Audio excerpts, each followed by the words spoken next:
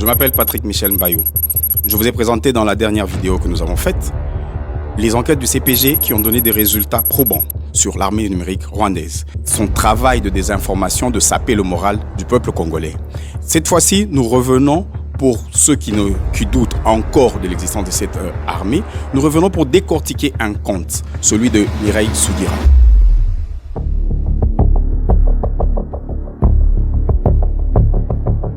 Mireille Sugira est donc présentée comme étant une activiste congolaise vivant à Goma par le faux compte portant le nom de Mireille Sugira. Aujourd'hui, nous pouvons affirmer sans peur d'être contredit que Mireille Sugira est une personne rwandaise qui a cessé de vivre depuis l'année 2013.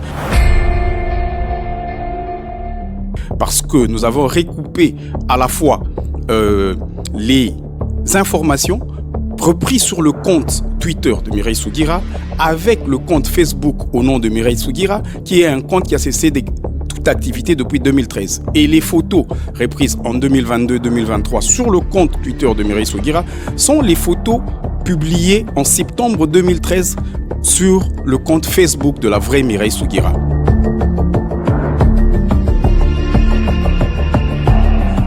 Qui, en passant, nous disons au nom de CPG, paix à son âme.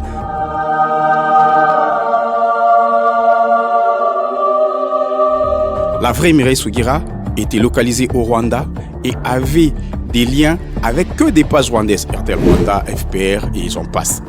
Aujourd'hui, la Mireille Sugira, la pseudo Mireille Sugira, nous avons suivi ce compte en le géolocalisant et nous avons découvert que ces comptes, ces faux comptes de l'armée numérique rwandaise se déplaçaient en groupe et ils ont été localisés entre Bunagana et Kishishe, et précisément à Kishishe, c'était dans les temps voisins du massacre de triste mémoire perpétré par l'armée rwandaise et le M23 dans cette cité.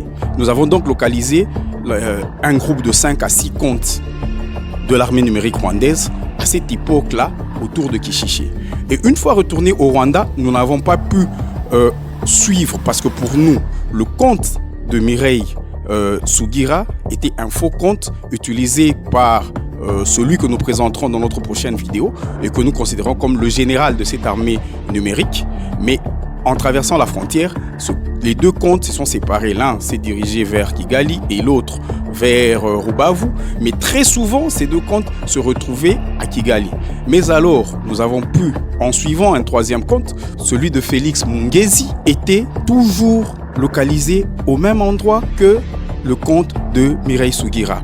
Pire encore, en remontant les adresses IP, nous sommes arrivés à la conclusion nette, précise et claire que le compte Félix Mungezi et le compte Mireille Sugira fonctionnaient sur le même device, sur le même appareil parce qu'ils ont commencé à passer avec la même adresse IP. C'est Félix Mungezi, un homme rwandais qui tient le compte Mireille Sugira et que nous le mettons au défi.